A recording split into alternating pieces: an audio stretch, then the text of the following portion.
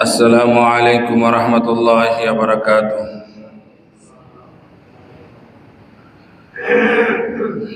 إن الحمد لله نحمده ونستعينه ونستغفره ونؤمن به ونتوكل عليه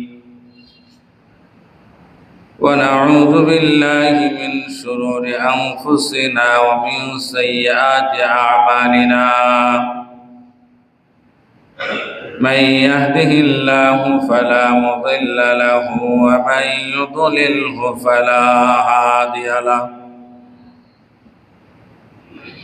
وأشهد أن لا إله إلا الله وحده لا شريك له. وأشهد أن محمدا عبده ورسوله. أما بعد فقد قال الله تعالى في كلامه المجيد وفرقانه الحميد. أعوذ بالله من الشيطان الرجيم. بسم الله الرحمن الرحيم. وقضى ربك ألا تعبدوا إلا إياه وبالوالدين إحسانا. إما يبلغن عندك الكبر أحدهما أو كلاهما فلا تقل لهما. وقضى ربك ألا تعبدوا إلا إياه وبالوالدين إحسانا. إما يبلغن عندك الكبر أحدهما أو كلاهما فلا تقل لهما أف ولا تنهرهما وقل لهما قولا كريما. واخفض لهما جناح الذل من الرحمة وقل رب ارحمهما كما ربياني صغيرا. صدق الله العظيم. وقال النبي صلى الله عليه وسلم هما جنتك ونارك. إن الله وملائكته يصلون على النبي يا أيها الذين آمنوا صلوا عليه وسلموا تسليما. اللهم صل على سيدنا مولانا محمد وعلى آل سيدنا مولانا محمد. اللهم صل على سيدنا مولانا محمد وعلى آل سيدنا مولانا محمد. بلغ العلا بكماله كشف الدجى بجماله حسنت جميع خصاله. صلوا عليه وآله. আলহামদুলিল্লাহ। সম্মানিত জুমা জামাতের মুসল্লি বৃন্দ, আমরা সর্বাগ্রে সেই মহান আল্লাহ রাব্বুল ইজ্জতুল জালালের শুকরিয়া আদায় করি, কৃতজ্ঞতা আদায় করি। যেমন আল্লাহ সুবহানাহু ওয়া তাআলা আমাদেরকে সুস্থ রেখে, অত্যন্ত মহাব্বত করে, ভালোবেসে, দুনিয়াবি বিভিন্ন কাজকর্ম থেকে ফারেক রেখে তার ইবাদত করার জন্য, পবিত্র জুমার সালাত আদায় করার জন্য প্রতি শুক্রবারের ন্যায় আজকেও বাড়িয়ারটি জামে মসজিদে যথাসময়ে উপস্থিত হওয়ার তৌফিক দান করেছেন। সেজন্য আমরা খুশি হয়ে কালিমাতুশ শুকর আদায় করি বলে আলহামদুলিল্লাহ। লক্ষ কোটি দরুদ ও সালাম প্রেরণ করছি আখির নবী রাহমাতুল লিল আলামিন সাইয়্যিদুল মুরসালিন শফিউল মুজনাবিন নবিয়ুনা সাইয়্যিদুনা মুহাম্মদ মুস্তাফা সাল্লাল্লাহু আলাইহি ওয়াসাল্লামের প্রতি। কোরআন এবং হাদিস থেকে গত শুক্রবারে আমরা আলোচনা করেছিলাম মাতা পিতার হক ও অধিকার বিষয়ে। তো আজকেও সে বিষয়ে আলোচনা করব। আজকে তার দ্বিতীয় পর্ব। পবিত্র কোরআনের সূরা বানী ইসরাঈলের 23 নম্বর আয়াতের মধ্যে আল্লাহ সুবহানাহু ওয়া তাআলা স্পষ্টভাবে বলে দিয়েছেন, وَقَضَى رَبُّكَ أَلَّا تَعْبُدُوا إِلَّا إِيَّاهُ وَبِالْوَالِدَيْنِ إِحْسَانًا وَقَضَى رَبُّكَ أَلَّا تَعْبُدُوا إِلَّا إِيَّاهُ।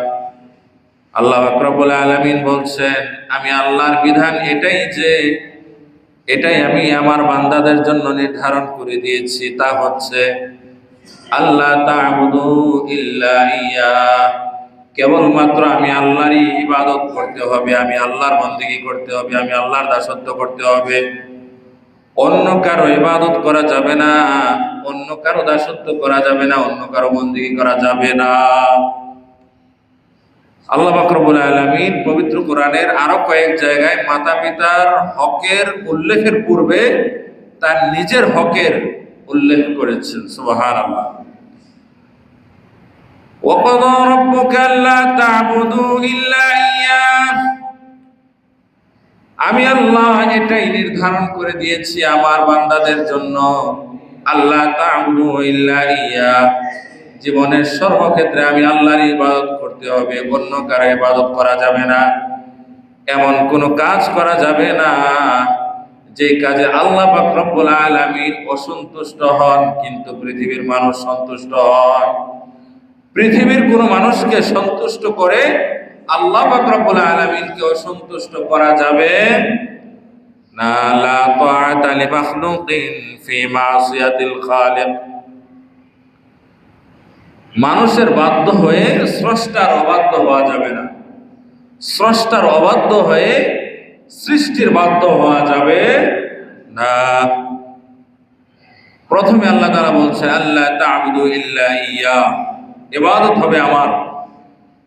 যুগে যুগে আল্লাহ পাক রব্বুল আলামিন যত নবী রাসূল পাঠিয়েছেন, কত সংখ্যক নবী রাসূল পাঠিয়েছেন সেটা আমরা জানি না। কোরআন হাদিসে সুস্পষ্ট ভাবে তা বলা নেই, দুর্বল হাদিসে থাকতে পারে।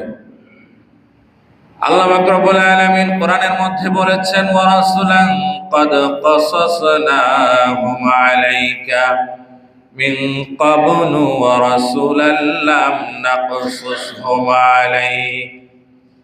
হাবিব, অনেক নবী রাসূলদের ঘটনা আমি আপনাকে বলেছি, অনেক নবী রাসূলদের ঘটনা আমি আপনাকে বলি নাই। অর্থাৎ নবী রাসূলদের সংখ্যা কত সেটা আমি আপনাকে বলি নাই।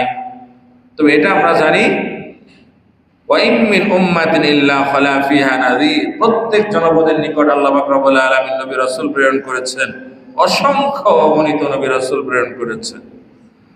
আল্লাহ পাক রব্বুল আলামিন সূরা আম্বিয়ার 25 নম্বর আয়াতের মধ্যে বলেছেন, 21 নম্বর সূরার 25 নম্বর আয়াত, ওয়া মা আরসালনা মিন ক্বাবলিকা মির রাসূলিন ইল্লা নূহি ইলাইহি, হে আমার হাবিব, হে আমার বন্ধু, হে আমার নবী, আমি আপনার পূর্বে এই পৃথিবীতে অসংখ্য নবী রাসূল প্রেরণ করেছি।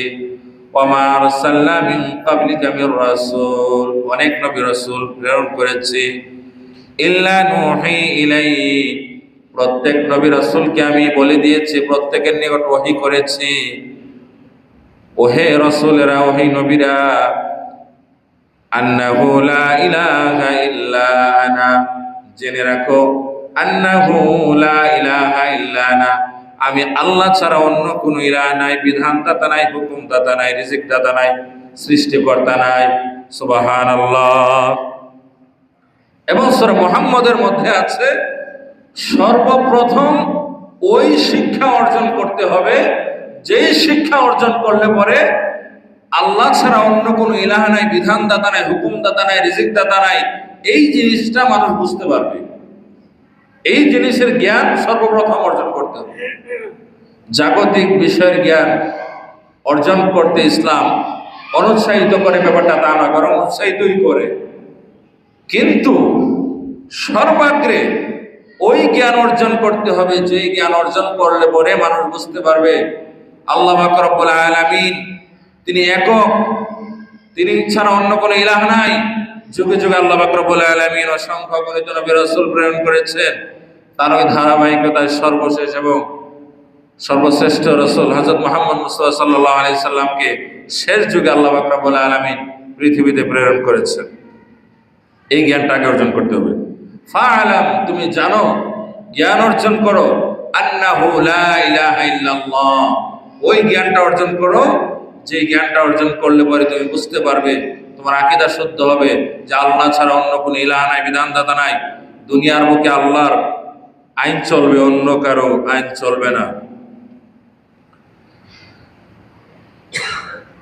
সূরা আম্বিয়ার 25 নম্বর আয়াত বলছিলাম, আন্নাহু লা ইলাহা ইল্লা আনা, হে নবীরা জেনে রাখো আমি আল্লাহ ছাড়া অন্য কোনো ইলাহ নাই।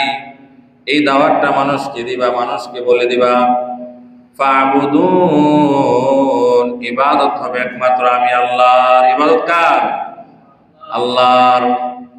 কোন খাজা বাবার ইবাদত চলবে না, গাজা বাবার ইবাদত চলবে না, ল্যাংটা বাবার ইবাদত চলবে না, মাছের ইবাদত চলবে না, গাছের ইবাদত চলবে না, মাছের পূজা চলবে না, গাছের পূজা চলবে না, বট গাছের পূজা চলবে না, কচ্ছপের পূজা চলবে না, যেগুলো অনেক জায়গায় হয় আর কি। বিভিন্ন কিছু নিয়ে যায়, কুমিরকে কচ্ছপকে খাওয়াতে দেয়, খেলে পরে তারা বলে যে না আমাদের আশা পূরণ হবে, খেয়েছে। আবার এটাও বলে যে মানবের রূপ ধারণ করে কচ্ছপ হিসেবে, শোল মাছ হিসেবে, গজার হিসেবে, কুমির হিসেবে অমুক আল্লাহর ওলি আছে। নাউযুবিল্লাহ বলি। এগুলো সুস্পষ্টত শিরকি আকীদা, এবং এই আকীদা যারা পোষণ করবে তারা নিশ্চিতভাবে জাহান্নামে যাবে, এতে কোনো সন্দেহ নেই। কারণ আল্লাহ তাআলা এটা স্পষ্ট করে বলিয়ে দিয়েছেন, ইন্নাহু মান ইউশরিক বিল্লাহি ফাকাদ হারামাল্লাহু আলাইহিল জান্নাহ, নিশ্চয় যারা আমি আল্লাহর সাথে শিরক করবে, ফাকাদ হারামাল্লাহু আলাইহিল জান্নাহ, তাদের জন্য জান্নাত হারাম করে দিয়েছে। ওয়া মাওয়াহুন নার, তারা যাবে জাহান্নামের মধ্যে। ওয়া মা আরসালনা মিন ক্বাবলিকা মির রাসূল, হাবিব আপনার পূর্বে আমি অনেক নবী রাসূল প্রেরণ করেছি, ইল্লা নূহি ইলাইহি, সব নবীকে আমি ওহী করেছি, সব নবীকে আমি বলে দিয়েছি, আন্নাহু লা ইলাহা ইল্লা আনা, হে নবী রাসূলগণ আমার ব্যাপারে মানুষকে বলবে, আন্নাহু লা ইলাহা ইল্লা আনা, আমি আল্লাহ ছাড়া অন্য কোনো ইলাহ নাই, বিধানদাতা নাই, ক্ষমতার মালিক নাই। সমস্ত ক্ষমতার মালিক কে? কে? আল্লাহ। অনেকে বলে না সমস্ত ক্ষমতার মালিক জনগণ, না, এটা একটা কুফরি কথা, কোরআনের আয়াতের সাথে সাংঘর্ষিক। বরং আল্লাহ পাক রব্বুল আলামিন কোরআনের মধ্যে বলেছেন, একাধিক জায়গায় বলেছেন, ইন্নাল্লাহা আলা কুল্লি শাইইন কাদির, সমস্ত ক্ষমতার মালিক কে? আল্লাহ। সূরা আলে ইমরানের 26 নম্বর আয়াতের মধ্যে আল্লাহ তাআলা বলেছেন, কুলিল্লাহুম্মা মালিকাল মুলক, হাবিব আপনি মানুষদেরকে বলে দিন, আল্লাহুম্মা মালিকাল মুলক, হে আল্লাহ আপনি হচ্ছেন সমস্ত ক্ষমতার মালিক, পৃথিবীর মানুষ সমস্ত ক্ষমতার মালিক নন। তুতিল মুলকা মান তাশা, যাকে ইচ্ছা তাকে আপনি দুনিয়াতে ক্ষমতা দান করেন, ওয়া তানজিউল মুলকা মিম্মান তাশা, যার থেকে ইচ্ছা তার থেকে আপনি ক্ষমতা ছিনিয়ে নেন, ওয়া তুইজ্জু মান তাশা, যাকে ইচ্ছা তাকে আপনি ইজ্জত দান করেন, সম্মান দান করেন, মর্যাদা দান করেন, ওয়া তুযিল্লু মান তাশা, যাকে ইচ্ছা তাকে আপনি অপদস্থ করেন, অপমান করেন। বিয়াদিকাল খাইর, সমস্ত ক্ষমতা সমস্ত কল্যাণ আল্লাহর নিকটই রয়েছে। বলুন সুবহানাল্লাহ। ক্ষমতা দেওয়া, ক্ষমতা নেওয়া, সম্মান দেওয়া, সম্মান নেওয়া, এই সব কিছুর মালিক আল্লাহ। সূরা নাহলের 36 নম্বর আয়াত, সেখানেও আল্লাহ পাক রব্বুল আলামিন বলে দিয়েছেন, আল্লাহ পাক রব্বুল আলামিনের ইবাদত করতে হবে। সূর্যের পূজা চলবে না, গাছের পূজা চলবে না, মাছের পূজা চলবে না, ব্যক্তির পূজা চলবে না, খাজা বাবার পূজা চলবে না, গাজা বাবার পূজা চলবে না, লেংটা বাবার পূজা চলবে না, তাবিজ বাবার পূজা চলবে না, বটগাছের পূজা চলবে না। একমাত্র আল্লাহর ইবাদত করতে হবে। আর যুগে যুগে আল্লাহ পাক রব্বুল আলামিন নবী রাসূল প্রেরণ করেছেন, যেই উম্মতেরা যেই রাসূলকে পেয়েছেন তার অনুসরণ করবে। তিনি কিভাবে আল্লাহ তাআলার ইবাদত করতে বলেছেন, তিনি কিভাবে ইবাদত করেছেন, সেটা অনুসরণ অনুকরণ করবে তার উম্মতেরা। এজন্য আমাদের রাসূল সাল্লাল্লাহু আলাইহি সাল্লাম তিনি বলেছেন, বুইসতু মুআল্লিমান, পৃথিবীর বুকে আমি শিক্ষক হিসেবে প্রেরিত হয়েছি। সুবহানাল্লাহ। ওয়ালাকাদ বা'আসনা ফি কুল্লি উম্মাতির রাসূলান আন ইবুদুল্লাহ। আল্লাহ পাক রব্বুল আলামিন বলছেন, প্রত্যেক জনপদের নিকট আমি রাসূল প্রেরণ করেছি আন ইবুদুল্লাহ, এই ঘোষণা দিয়ে, এই বার্তা দিয়ে, আন ইবুদুল্লাহ, আমি আল্লাহর ইবাদত করতে হবে, ওয়াজতানিবুত তাগুত, তাগুতকে বর্জন করতে হবে, শয়তানি শক্তিকে বর্জন করতে হবে।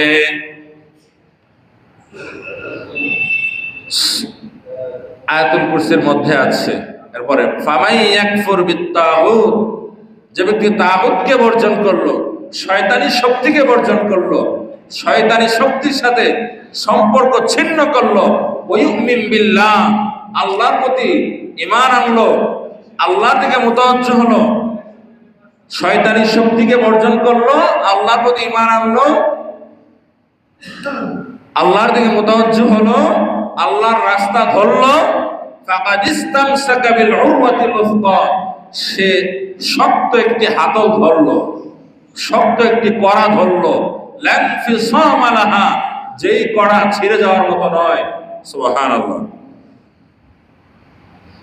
এই জন্য সূরা নাহলের 36 নম্বর আয়াতে আল্লাহ পাক রব্বুল আলামিন বলছেন, ওয়ালাকাদ বা'আসনা ফি কুল্লি উম্মাতির রাসূল, প্রত্যেক জনপদের নিকট আমি রাসূল প্রেরণ করেছি, আন ইবুদুল্লাহ, এই ঘোষণা দিয়েছে আল্লাহর ইবাদত করো, ওয়াজতানিবুত তাগুত, তাগুতকে বর্জন করো, শয়তানি শক্তিকে বর্জন করো।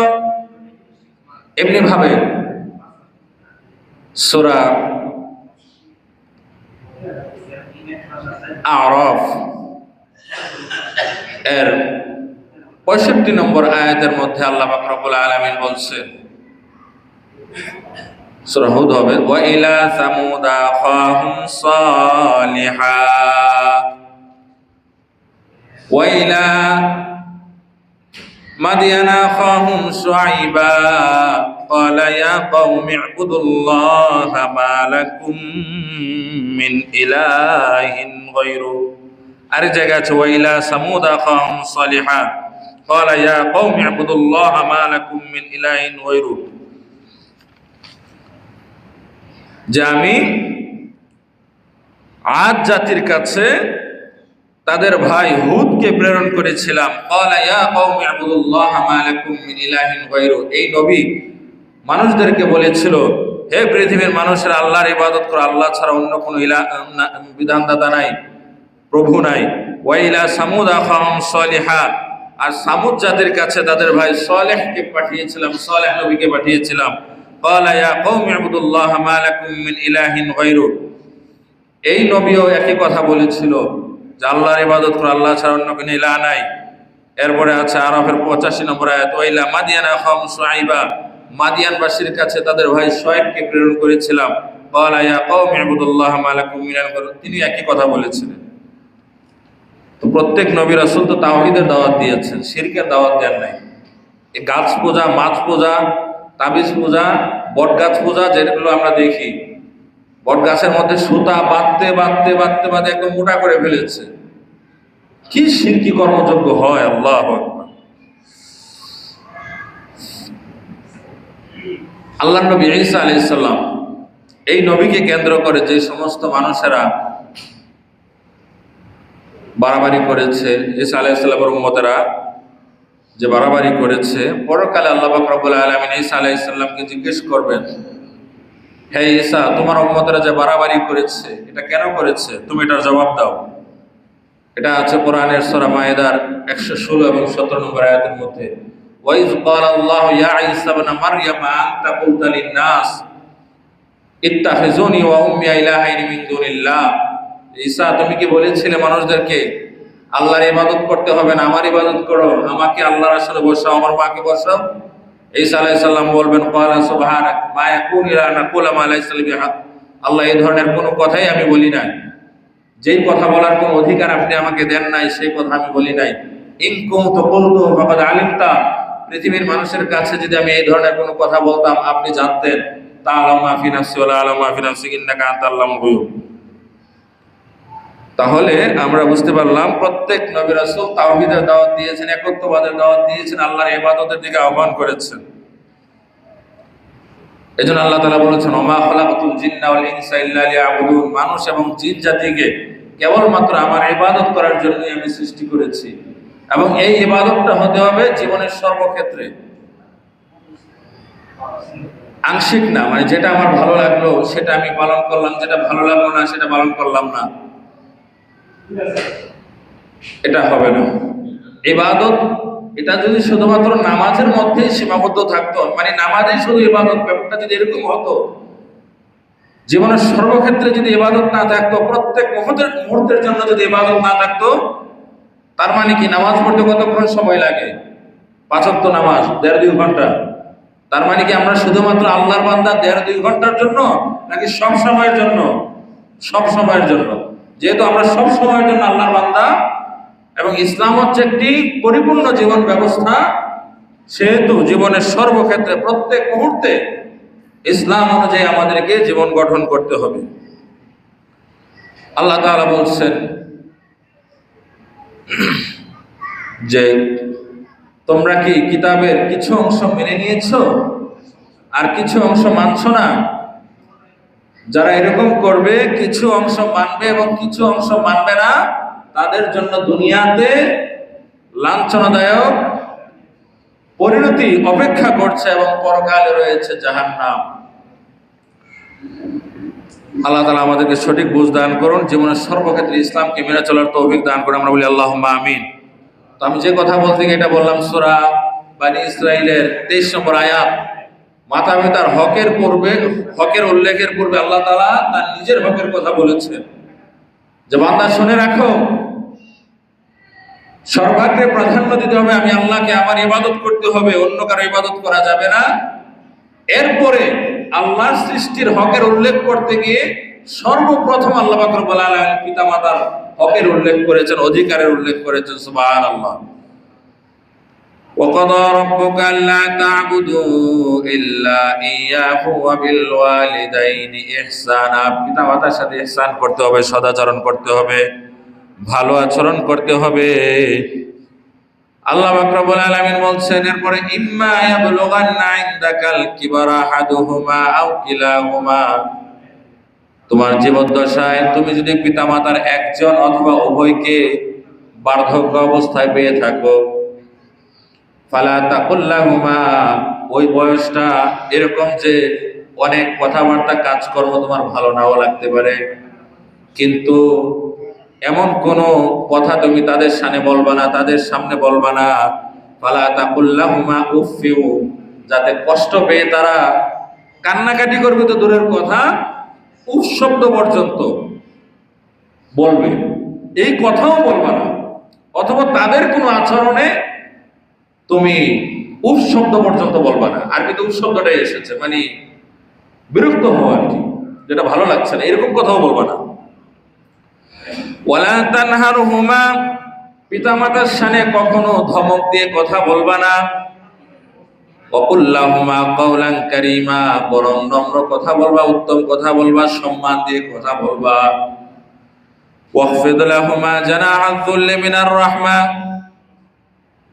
আর পিতামাতার জন্য তুমি তোমার ভালোবাসার ডানা বিছিয়ে দিবা, যাতে তারা যেই কাজে তারা আনন্দ পাবে, যেইভাবে কথা বললে আচরণ করলে তারা খুশি হবে, সেভাবেই তুমি নিজেকে উপস্থাপন করবে। ওয়াখফিদ লাহুমা জানাহা যুল্লি মিনার রাহমা ওয়া কুর রাব্বিরহামহুমা কামা রাব্বায়ানি সগীরা, এবং পিতামাতা যদি ইন্তেকাল করে তাহলে আল্লাহর কাছে এই দোয়া করবা, রাব্বিরহামহুমা কামা রাব্বায়ানি সগীরা, আল্লাহ পাক রব্বুল আলামিন পিতামাতার প্রতি আপনি রহম করুন, দয়া করুন, আল্লাহ তাদেরকে আপনি জাহান্নামে দিয়েন না, ভালোবাসুন। কামা রাব্বায়ানি সগীরা, যে ভালোবাসাটা পিতামাতা ছোটবেলায় আমাকে দিয়েছিল, ছোটবেলা কত কষ্ট দিয়েছিলাম, কত বিরক্ত করেছিলাম, কিন্তু তারা বিরক্তটাকে বিরক্ত মনে করে নাই, কষ্টটাকে কষ্ট মনে করে নাই, ভালোবেসেছিল, মায়া করেছিল, মহাব্বত করেছিল। আল্লাহ রাব্বুল আলামিন এখন আমার মা বাবা আপনার কাছে চলে গেছে, আপনিও তাদেরকে ভালোবাসুন, তাদেরকে আল্লাহ আপনি জাহান্নামে দিয়েন না, জান্নাত দান করেন। সুবহানাল্লাহ। কামা রাব্বায়ানি সগীরা, হে আল্লাহ যেভাবে তারা ছোটবেলায় আমাকে ভালোবেসেছিল। এখন তো আমরা দেখতে পাই অনেক ঘৃণ্য মা বাবা, নামধারী মা বাবা স্বামীর সাথে ঝগড়া করে সন্তানকে মেরে ফেলে, এরকম আছে না নাই? গত কিছুদিন আগে দেখেছেন, অনেকে তো মানে কাকের মতো চালাক রূপ ধারণ করার চেষ্টা করে।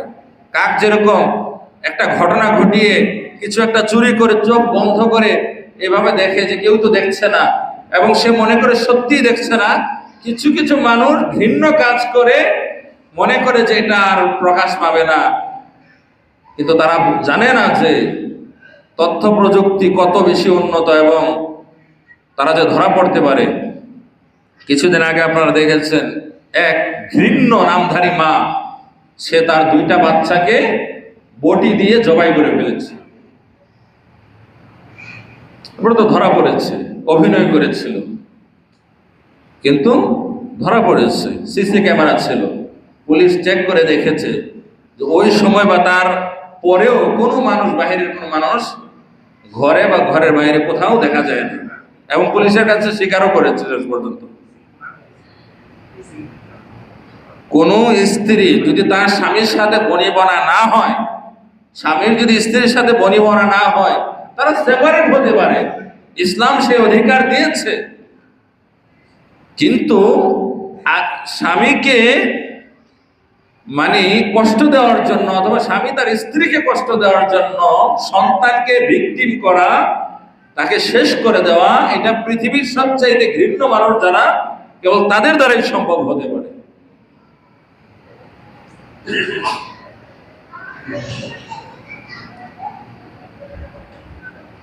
আল্লাহ তাআলা সবাইকে সঠিক বুঝ দান করুন, আল্লাহুম্মা আমিন। এই সমস্ত পিতামাতা যারা, সামনে তো সন্তানের হক বিষয়ে আলোচনা হবে, তখন অনেক কিছুই সামনে আসবে আর কি। তারপর একটু বলিনি, এক ব্যক্তি, এটা হাদিসটা যদি দুর্বল, রাসূলুল্লাহ সাল্লাল্লাহু আলাইহি ওয়াসাল্লামের কাছে তার সন্তানকে নিয়ে গেল, গিয়ে বিরক্তি প্রকাশ করলো, খুব প্রকাশ করলো সন্তানের প্রতি, হে আল্লাহর রাসূল, সে তো আমার কথা শুনে না, তার মেজাজ তো থাকে খিটখিটে। তখন ওই ব্যক্তি বলল, হে আল্লাহর রাসূল সাল্লাল্লাহু আলাইহি ওয়াসাল্লাম, শুধু কি পিতামাতারই হক আছে? পিতামাতার প্রতি কি সন্তানের কোনো হক নাই? রাসূলুল্লাহ সাল্লাল্লাহু আলাইহি ওয়াসাল্লাম, অবশ্যই পিতামাতার যেরকম সন্তানের প্রতি হক আছে, সন্তানেরও পিতামাতার প্রতি হক আছে, উভয়ের প্রতি হক আছে, অধিকার আছে। হে আল্লাহর রাসূল সাল্লাল্লাহু আলাইহি ওয়াসাল্লাম, পিতা তার হক আমার থেকে দাবি করছে, কিন্তু সে তো আমার হক পূরণ করে নাই, সে আমার জন্য ভালো একটা মা আনে নাই, খারাপ জায়গায় বিয়ে করছে, এখানেই তো প্রথমে সে আমার অধিকার লঙ্ঘন করছে। দ্বিতীয়ত আমার একটা সুন্দর নাম রাখে নাই, সে আমার নাম রাখছে মুর্রা। হাদিস আছে এটা, এই নাম আমি মানুষের কাছে বলতেই পারি না, মানুষ হাসাহাসি করে, আর এই নামের অর্থ হচ্ছে তিক্ত।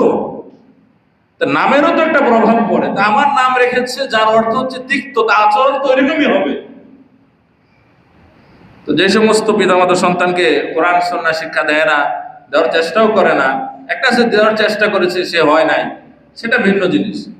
নিজেকেও বুঝ দিতে পারবে, আল্লাহকেও বুঝ দিতে পারবে, আল্লাহ আমি চেষ্টা করেছি হয় নাই, মানে চেষ্টাটাই যদি কেউ না করে তাহলে তো আল্লাহর কাছে জবাব দিতে হবে। তো এখন আমরা জানবো জীবিত পিতামাতার হক এবং মৃত পিতামাতার হক। এই বইটা জীবিত পিতামাতার হক হচ্ছে পিতামাতাকে সর্বোচ্চ সম্মান ও শ্রদ্ধা করা, এগুলো কোরআন হাদিস থেকে নেওয়া। পিতামাতার সাথে সদাচরণ করা, উত্তম ব্যবহার করা, খারাপ ব্যবহার করা যাবে না। কেননা রাসূলুল্লাহ সাল্লাল্লাহু আলাইহি ওয়াসাল্লাম রিদার রাব্বি ফি রিদাল ওয়ালিদাইন ওয়া সাখাতুর রাব্বি ফি সাখাতুল ওয়ালিদাইন, পিতামাতার সন্তুষ্টি মানে আল্লাহর সন্তুষ্টি, পিতামাতার অসন্তুষ্টি মানে আল্লাহর অসন্তুষ্টি।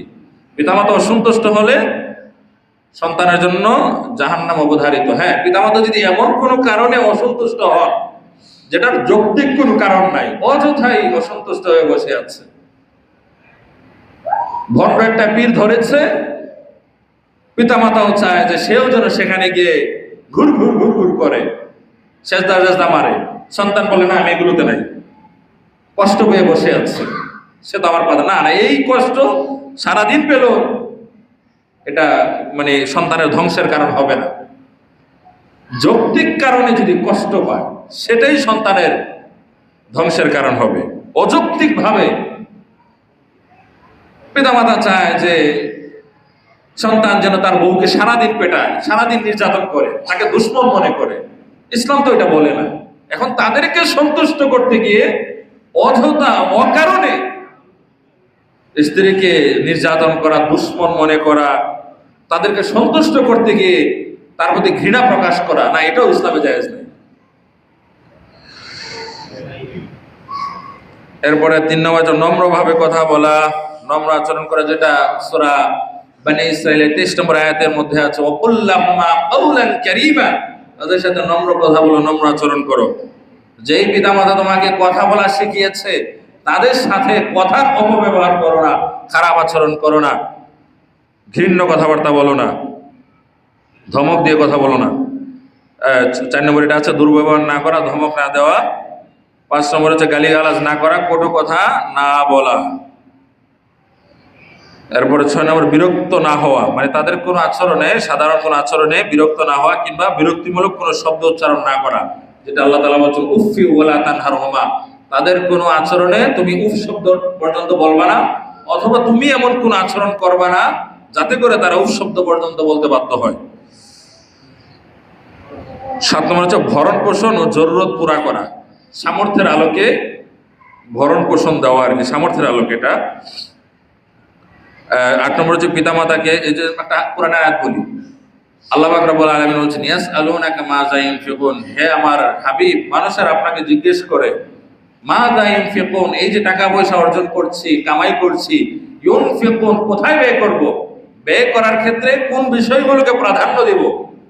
আল্লাহ তাআলা বলছেন কুল, হাবিব আপনি বলে দিন ওই সমস্ত মানুষদেরকে, সারা পৃথিবীর মানুষদেরকে বলে দিন, কুল মা আনফাকতুম মিন খায়রিন ফালিল ওয়ালিদাইন, ব্যয় করার ক্ষেত্রে তারা যেন সর্বপ্রথম প্রাধান্য দেয় পিতামাতাকে, তাদের জন্য যেন খরচ করে আগে, এরপরে ভাই বোন, আত্মীয় স্বজন, পাড়া প্রতিবেশী, এভাবে হবে আর কি। 8 নম্বর হচ্ছে পিতামাতাকে মহাব্বত করা ও ভালোবাসা, তাদের প্রতি ঘৃণা পোষণ না করা। 9 নম্বর হচ্ছে পিতামাতার নাফরমানি না করা, অর্থাৎ তাদের আদেশ লঙ্ঘন না করা, অর্থাৎ শরিয়ার সম্মতভাবে কোনো কিছু বললে সেটা শুনতে হবে, শরিয়ার বাইরে ইসলাম বিরোধী কোনো কিছু বললে সেটা মানা যাবে না, যেটা আল্লাহ তাআলা সূরা লোকমানের মধ্যে বলেছেন ওয়াইন জাহাদাকা আলা আন তুশরিকা বি, যে তোমার পিতামাতা যদি শিরিক করতে বলে, এখন এভাবে তো কেউ বলবে না যে তুমি শিরিক করো, মানে এমন কিছু করতে বলে যেটা শিরিক, তাহলে ওই কথা মানা যাবে না। আমরা বলি যে পিতামাতা তো কোনো সন্তানের খারাপ চায় না, কথাটা সত্য, কিন্তু কোনটা খারাপ কোনটা ভালো সেটাও তো বুঝতে হবে। যেমন একটা হিন্দু ছেলে, সে তার ধর্ম পরিবর্তন করে ইসলাম তথা সত্য ধর্মে আসবে, পিতামাতা দিচ্ছে না, বারবার বলছে যে বাবা তোমার তো আমি ভালো চাই, কল্যাণ চাই, তুমি ওখানে যেও না। কথাটা শতভাগ সত্য। ওই পিতামাতা আসলেই কল্যাণ চায়, কল্যাণের নিয়তেই কথাটা বলেছে, কিন্তু ব্যাপারটা তো আর কল্যাণের না। ঠিক অনুরূপ ভাবে শিরিকের ব্যাপারটা এরকম, শিরিক যারা করাতে চায় তারাও এটাকে কল্যাণই মনে করে। কেউ বলে না যে শিরিক করো, এটার ভিন্নতা নামকরণ করা হয়েছে। এই যে নামের বিকৃতি, এটা কিন্তু ইসলামে জায়েজ নাই। আপনারা দেখেছেন, শুনেছেন যে নারী কমিশনের যে কয়েকটি ইসলাম বিরোধী সুপারিশমালা প্রধান উপদেষ্টার কাছে পেশ করা হয়েছে, তার মধ্যে অনেকগুলো আছে যেগুলোর সাথে ইসলামের মানে সাংঘর্ষিকতা রয়েছে। তো বাংলাদেশের অন্তর্বর্তীকালীন সরকারের গঠন করা 12টি সংস্কার কমিশনের অন্যতম একটি সংস্কার কমিশন হলো নারী সংস্কার কমিশন। গত 19 এপ্রিল তারিখে, অর্থাৎ 19 এপ্রিলে তথাকথিত নারীবাদীরা অন্তর্বর্তীকালীন সরকারের মাননীয় প্রধান উপদেষ্টা ডক্টর মোহাম্মদ ইউনূসের কাছে 318 পৃষ্ঠাব্যাপী এক প্রতিবেদন জমা দিয়েছে, যাতে 17টি অধ্যায় রয়েছে। প্রতিটি অধ্যায়ে আবার অনেক ধারা, উপধারা এবং অনুচ্ছেদ রয়েছে। কিছু অনুচ্ছেদ একদম কোরআন সুন্নাহর সাথে সাংঘর্ষিক। যেমন তার মধ্যে একটি হচ্ছে, তারা দাবি করছে সরকারের কাছে যে পতিতা যারা বেশ্যাবৃত্তি করে যারা জীবিকা অর্জন করে তাদেরকে শ্রমিক হিসেবে মর্যাদা দিতে হবে। বলেন নাউজুবিল্লাহ। মানে গার্মেন্টসে যারা শ্রমিক হিসেবে কাজ করে বা বিভিন্নভাবে যারা শ্রমিক হিসেবে কাজ করে, তাদের যে মর্যাদা, তাদেরটা যেরকম আমরা স্বাভাবিকভাবে নেই যে তারা কর্ম করে খাচ্ছে, ভালো কাজই করছে, পরিবারে অবদান রাখছে, একই রকম যেন আমরা যারা বেশ্যাবৃত্তি করে জীবিকা অর্জন করে তাদেরটাও যেন মনে করি রাষ্ট্রীয়ভাবে যেন সেটা বৈধতা দেওয়া হয়। আমরা বলি নাউজুবিল্লাহ। এটা তো কোনো সরকার পাশ করতে পারবে না, এই ক্ষমতা বাংলাদেশে কারো হয় নাই। তবে এগুলোকে নর্মালাইজ করার জন্য এক সময় যেন স্বাভাবিক হয়ে যায়, মেনে নেওয়া হয়, এই জন্য তার ক্ষেত্র তৈরি করা হচ্ছে। বছরের পর বছর, যুগের পর যুগ ধরে এগুলোকে স্বাভাবিকরণ করার জন্য এই ঘৃণ্য প্রচেষ্টা তথাকথিত নারীবাদীরা করছে। যৌনকর্মীদেরকে কিভাবে স্বাভাবিক জীবনে নিয়ে আসা যায়, এই ঘৃণ্য পেশা থেকে তাদেরকে উদ্ধার করে সমাজের সাথে একীভূত করা যায়, ওই চেষ্টা না করে ওই পেশাটাকে জারি রাখা এবং এটাকে বৈধতা দেওয়ার জন্য তারা এই ঘৃণ্য কাজগুলো বিভিন্ন সরকারের মাধ্যমে তারা এগুলো চালিয়ে যাওয়ার চেষ্টা করে, এগুলোকে বৈধতা দানের চেষ্টা করে থাকে। তার আরেকটা হচ্ছে ইসলাম বিরোধী অনেকগুলো আছে, আমি আরেকটা নিয়ে বলবো। সেটা হচ্ছে আল্লাহর বিধান হচ্ছে পুরুষের অর্ধেক সম্পত্তি পাবে নারী। হ্যাঁ, এটারও একটা কারণ আছে। এভাবে শুনলে হয়তো মনে হতে পারে অর্ধেক কেন, অনেক ধর্মে তো অর্ধেকও দেওয়া হয় না। বিশেষ করে হিন্দু ধর্মে নারীরা তো একদমই কিছুই পায় না, অবহেলিত। ইসলাম ধর্মে পুরুষের অর্ধেক নারীকে দেওয়ার যে ব্যাপারটা, এটা এই জন্য যে ভরণ পোষণের দায়িত্ব এটা পুরুষের, এটা স্বামীর, এটা স্ত্রীর না। পরিবারে কোন স্ত্রীর যদি আয় উন্নতি থাকে বৈধভাবে, সে যদি খরচ করে সবের ভাগিদার হবে, ভালো। কিন্তু তার যদি অতিরিক্ত ইনকাম থাকে, এই ইনকাম সে পরিবারের জন্য বাধ্যতামূলক খরচ করতে বাধ্য না। খুশি মনে করলে করলো ভালো, না করলেও এটা কোনো তার গুনাহ হবে না, সে খারাপ এটা বলা যাবে না, কেননা শরিয়া তার উপর এটা বাধ্যবাধকতা করে নাই। যেহেতু ভরণ পোষণের দায়িত্ব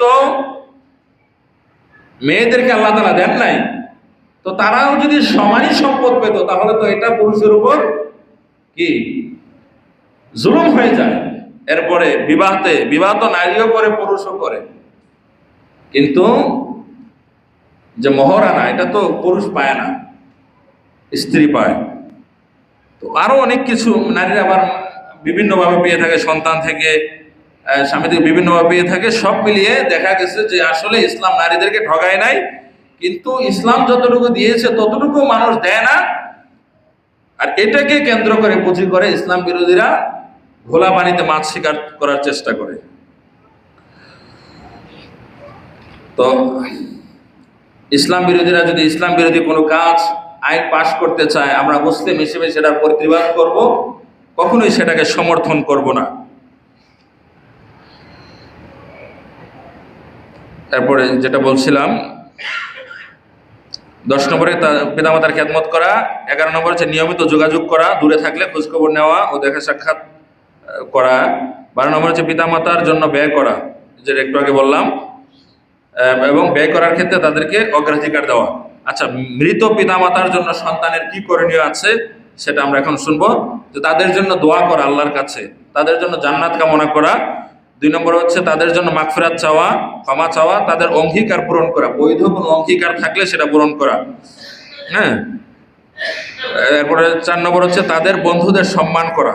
পিতামাতা যাদের সাথে সম্মান মানে যাদের সাথে চলাফেরা করত তাদের সাথে ভালো আচরণ করা, এবং তাদের আত্মীয়দের সাথে সম্পর্ক বজায় রাখা যারা তাদের মাধ্যমে সংযুক্ত ছিল। 5 নম্বর হচ্ছে তাদের ঋণগুলো পরিশোধ করা।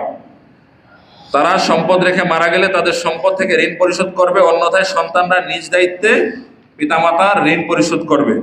6 নম্বর হচ্ছে তাদের ওসিয়ত পূর্ণ করা। বৈধ কোনো ওসিয়ত যদি তারা করে থাকে সেই ওসিয়ত পূরণ করতে হবে। 7 নম্বর সম্ভব হলে পিতামাতার কাজা নামাজ ও রোজার কাফারা দেওয়া সম্ভব হলে। 8 নম্বরে সামর্থ্য অনুযায়ী পিতামাতার জন্য ইসালে সওয়াব বা সদকা জারিয়ার ব্যবস্থা করা, এমন কিছু করা যেটার কারণে পিতামাতা কবরে যাওয়ার পরেও অনবরত সওয়াব পেতে থাকবে, সদকা জারিয়া। হ্যাঁ, একটা মাদ্রাসা করা, এখানে যারা লেখাপড়া করবে, কোরআন পড়বে, এটা তো একটা সদকা জারিয়া। একটা মসজিদে ফ্যান দেওয়া, এই ফ্যান থেকে যারা উপকৃত হবে, বাতাস থেকে যারা আরাম অনুভব করবে, এটাও তো একটা সদকা জারিয়া, এরকম আর কি। 9 নম্বর হচ্ছে পিতামাতা কোনো গুনাহের কাজ চালু রেখে গেলে সেটি বন্ধ করা।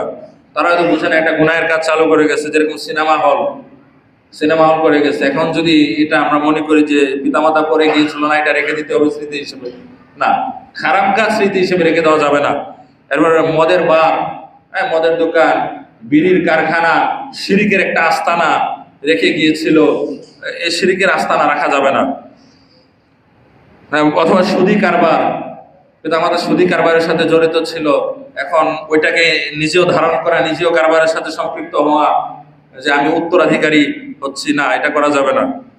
10 নম্বর হচ্ছে পারলে নিয়মিত অথবা মাঝে মাঝে পিতামাতার কবর সুন্নত তরিকায় জিয়ারত করা। 11 নম্বরে হচ্ছে মাতা পিতার নামে নফল ইবাদত করা, মাতা পিতার জন্য নফল ইবাদত করা, যেমন নফল রোজা রাখা, হজ উমরা করা, কোরবানি করা, অসহায়কে সাহায্য সহযোগিতা করা।